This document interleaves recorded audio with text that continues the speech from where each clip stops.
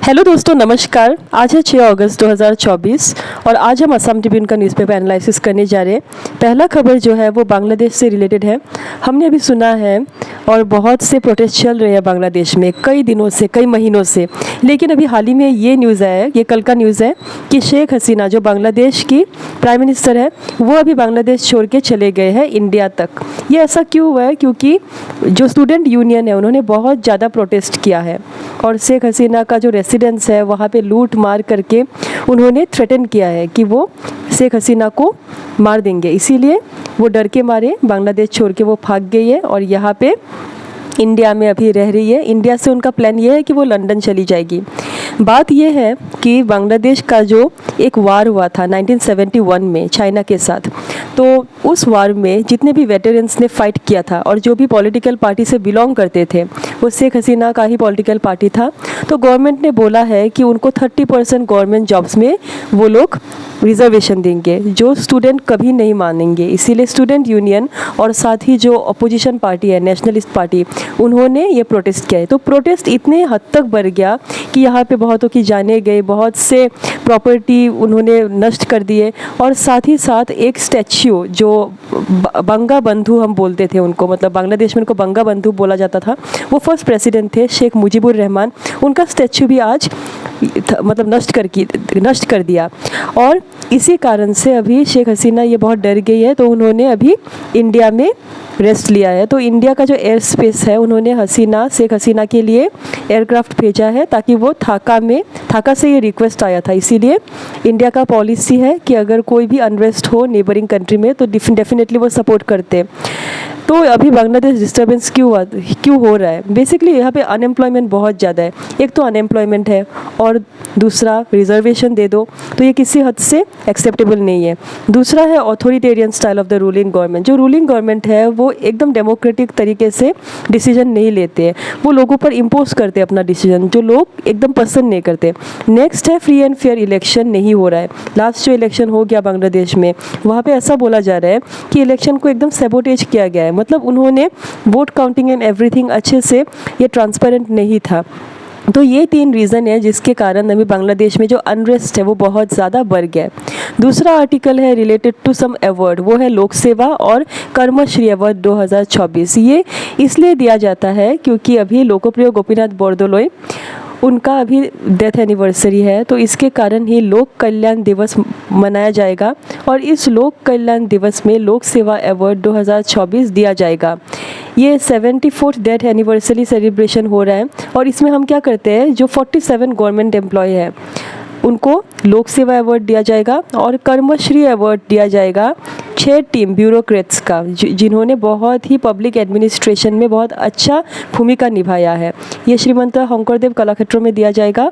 और ये लोक सेवा अवार्ड क्यों इंट्रोड्यूस हुआ था, क्यों हम ये लोक सेवा अवार्ड लेके आए थे, ताकि जो गवर्नमेंट सर्वेंट है वो लोग अंडर कवर जो काम करते हैं, मतलब वो कभी पब्लिक के सामने हम नहीं दिखे जाते, उनको एक रिकॉग्निशन देने के लिए ये अवार्ड स्टार्ट किया गया था। दूसरा आर्टिकल है in relation to Wayanad disaster. Wayanad एक डिस्ट्रिक्ट है केरला में, तो यहाँ पे क्या हुआ है, अभी हाल ही में हमने देखा था लैंडस्लाइड, बारिश बहुत ज़्यादा हुए थे और बहुत से लोगों की यहाँ पे मृत्यु हुई थी। तो ये इकोलॉजिकली फ्रेजाइल रीजन है, मतलब यहाँ पे आप कोई भी ऐसे एक्टिविटीज़ नहीं कंडक्ट कर सकते जो इस इकोसिस्टम को इम्बैलेंस करेगा। अभी प्रॉब्लम क्या है, आज हम डिस्कस करेंगे कि इसमें प्रॉब्लम क्या था, क्यों गवर्नमेंट के नेग्लिजेंस के वजह से इतना बड़ा नेचुरल कैलामिटी स्टार्ट हुआ। हम बोल सकते हैं कि नेचुरल कैलामिटी है, लेकिन somewhere it is man made, man के कारण ही ये कैलामिटी स्टार्ट हुआ है। गवर्नमेंट ने ये सब नेग्लेक्ट किया है। सॉइल टोपोग्राफी, सॉइल का कंडीशन कैसा है, रॉक कंडीशन कैसा है, जियोमॉर्फी मतलब उस लैंड का डेमोग्राफी कैसा है, माउंटेन स्लोप है, वेजिटेशन स्ट्रक्चर कैसा है, ये सब उन्होंने नेग्लिजेंस में रख के उन्होंने परमिट किया है ह्यूमन हैबिटेशन। जहाँ तहाँ घर बना लो भाई। वेस्टर्न घाट जैसे हिमालयस, ये बहुत ही फ्रेजाइल रीजन है, मतलब बहुत कमज़ोर एरियाज़ है। तो यहाँ पे फ्यूचर में डिजास्टर आ सकते हैं और डिजास्टर आते रहते हैं, लैंडस्लाइड और अर्थक्वेक बहुत आते हैं। तो इस जगह में अगर हम कोई भी घर बना रहे हैं, कंस्ट्रक्ट कर रहे हैं, तो प्रॉपर इकोलॉजी को स्टडी करके हम एस्टेब्लिश करना चाहिए कोई भी ऐसा स्ट्रक्चर, साथ ही साथ इलीगल माइनिंग जो नॉन फॉरेस्ट लैंड है, अनकंट्रोल्ड कंस्ट्रक्शन, जहाँ तहाँ घर बना लो, मतलब जस्ट ज़मीन को काटना है और घर एस्टेब्लिश करना है, अनरेगुलेटेड कमर्शियल एक्टिविटी, ये सब की फैक्टर है। कमर्शियल एक्टिविटी यानी जो ड्रिलिंग ये सब होता रहता है वो अनरेगुलेटेड है, तो इसी कारण से ये इंसिडेंट हुआ। तो इलीगली जो ह्यूमन हैबिटेशन एक्सपेंशन हो रहा है उस पर गवर्नमेंट को कंट्रोल रखना चाहिए। माइनिंग जहाँ पे हो रहा है गवर्नमेंट इंटरवेंशन से हो रहा है वो ठीक है, लेकिन फिर भी इन एरियाज़ में माइनिंग को भी कंट्रोल करना चाहिए। एनवायरनमेंट मिनिस्ट्री ने कोई भी ऐसा डेवलपमेंट प्रोजेक्ट को क्लियर अप नहीं किया है। गवर्नमेंट ने बोला है कि ऐसे क्लियरेंस नहीं दिया है कोई भी डेवलपमेंटल प्रोजेक्ट को। ओनली जो ट्विन टनल अभी कंस्ट्रक्ट हो रहा है कलादी टू मेपादी कोझिकोडे में, तो उसको सिर्फ अलाउ किया है, क्योंकि अगर इस एरिया में ज़्यादा अगर प्रोजेक्ट स्टार्ट हो जाए ना तो इस एरिया में और भी नेचुरल कैलामिटीज़ आ सकते हैं।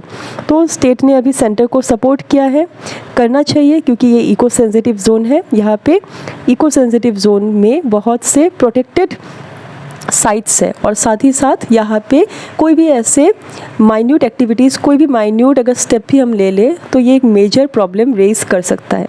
नेक्स्ट आर्टिकल है डिजिटल क्रॉप सर्वे के ऊपर। अभी जो एग्रीकल्चर है, एग्रोटेक, एक टर्म आप पढ़ेंगे, एग्रीटेक या एग्रोटेक, ये क्या होता है? एग्रीकल्चरल टेक्नोलॉजी साथ साथ जाना, क्योंकि अभी क्या हो रहा है, मोबाइल में, कंप्यूटर्स में दुनिया आ गया है, एवरीथिंग इज श्रिंकिंग, ग्लोबलाइज्ड हो गया है। तो इस दुनिया में नेशन वाइड एक डिजिटल क्रॉप सर्वे होना चाहिए। एक सैटेलाइट सर्वे होगा एग्रीकल्चरल लैंड का, 29 डिस्ट्रिक्ट्स में ये सर्वे कंडक्ट होगा। इस मंथ से ही, अगस्त से ही स्टार्ट होगा। और सेंट्रल गवर्नमेंट ये क्यों कर रहा है? क्योंकि सेंट्रल गवर्नमेंट को एक प्रॉपर पिक्चर चाहिए कि कहाँ कहाँ किस तरीके से क्रॉप्स ग्रो हो रहा है, इरिगेशन फैसिलिटी कैसा है, हमको कैसा चेंज लाना चाहिए, विजन क्या है कि एक सिंगल वेरीफाइड सोर्स हो, मतलब जस्ट फार्मर और गवर्नमेंट उनका ही कनेक्शन हो, बीच में जो इंटरलिंक है वो सब ना रहे। जो भी क्रॉप डाटा है फार्मर ने जो फीड किया है वो डायरेक्टली सरकार तक जा पहुँचे। एग्री स्टैक है एक डिजिटल फाउंडेशन, ये गवर्नमेंट ने लॉन्च किया है। एग्री स्टैक क्या करेगा? आधार नंबर की तरह ये काम करेगा। आधार नंबर जैसे एक पर्सन का एड्रेस प्रोवाइड करता है, एग्री स्टैक भी क्या करेगा? एक फार्मर का एक प्रूफ होगा कि हाँ मैंने ये खेती किया है, ऐसे ऐसे टेक्नोलॉजी मैंने अडॉप्ट किया है। तो जब भी कोई एग्रीकल्चरल लैंड का डिटेल्स अटैच होगा एग्री स्टैक के साथ, फार्मर फीड कर देगा, फिर क्या होगा, एक से दूसरे ऑफिस तक जाने की ज़रूरत नहीं है। फार्मर को जो भी स्कीम है वो अवेल कर सकता है, जो भी उसको रिसोर्सेज चाहिए, उसको अगर कोई भी फर्टिलाइज़र चाहिए, कुछ भी चाहिए, डायरेक्टली वहाँ से वो क्लेम कर सकता है। एग्रीकल्चरल डिपार्टमेंट भी इससे क्या होगा, ज़्यादा स्ट्रॉन्ग होगा, क्योंकि उसमें each and every detail of the farmer registered होगा थ्रू फार्मर आइडेंटिफिकेशन नंबर। तो ये बहुत ही अच्छा प्रोसेस है। नेक्स्ट आर्टिकल है in relation to Vyatikram women conclave. तो ये वीमेन कन्क्लेव मतलब एक प्रकार का, ये हम ट्रेनिंग बोल सकते हैं, ये हम बोल सकते हैं एक प्रकार का शक्तिकरण, वीमेन का शक्तिकरण, नारी शक्तिकरण। ये व्यतिक्रम वीमेन कन्क्लेव 2024 ये एक डायनेमिक प्लेटफॉर्म है। व्यतिक्रम मतलब दूसरों से डिफरेंट, ऐसे बोल सकते हैं। एस्मिस लैंग्वेज में व्यतिक्रम वर्ड का मतलब है दूसरों से डिफरेंट। तो यहाँ पे जिन्होंने भी ऐसे ऐसे विमेन, ऐसी नारियाँ जिन्होंने हमारे लिए बहुत से ऐसे काम किए हैं जो अल्टीमेटली असम के लिए बहुत अच्छा है, जो जिसने असम का नाम अपलिफ्ट किया है।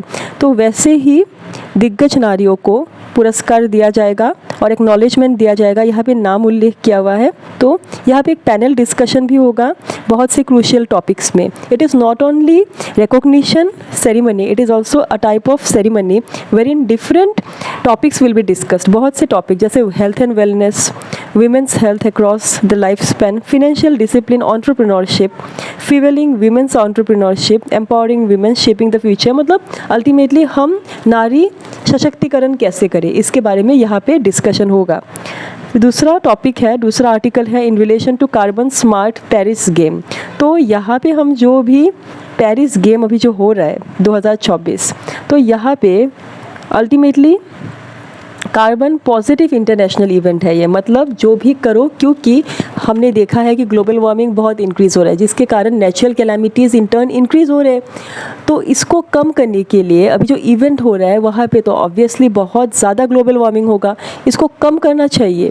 जैसे यूएस ने बहुत ज़्यादा ग्लोबल वार्मिंग किया है bye releasing lot of green house gases. ये कॉन्सेप्ट बहुत ही क्लियर है। डेवलप्ड नेशन अगर होगा तो पोल्यूशन ज़्यादा होगा और डेवलपिंग नेशन में भी प्रेशर आएगा।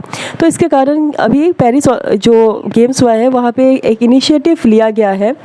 रियो 2016 में भी ओलंपिक्स में भी ये इनिशिएटिव लिया गया था और लंदन 2012 में भी। ये कार्बन फुटप्रिंट मतलब क्या, हम कितना कार्बन एमिट कर रहे हैं in the form of green house gases, इन सबको नोट किया जाएगा। और अभी एक टारगेट किया गया है कि हम जो ग्लोबल जो ग्रीन हाउस गैस है उसको रिड्यूस करेंगे।